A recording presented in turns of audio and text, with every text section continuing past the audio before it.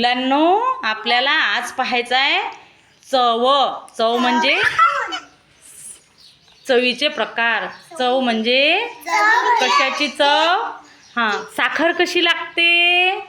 साखर कशी लागते. गोड गोड. साखर कशी लागते. आणि कारलं कसं लागते रे. कारलं कडू कडू आहे ना. आणि निंबू कसं लागतं. निंबू कसं लागतं. निंबू आंबट. आणि चिंच पण चिंच पण आंबट लागते है ना. आणि मीठ कसं लागतं र. मीठ खारट. आणि नित्या नित्या इकडे बघ नित्या. आणि तिखट कसं लागते. मिरची पावडर कशी लागेल. कशी लागेल रे.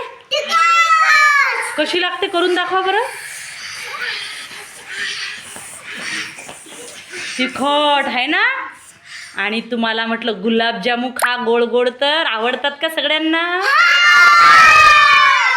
हा, सगळ्यांना आवडतात आहे ना.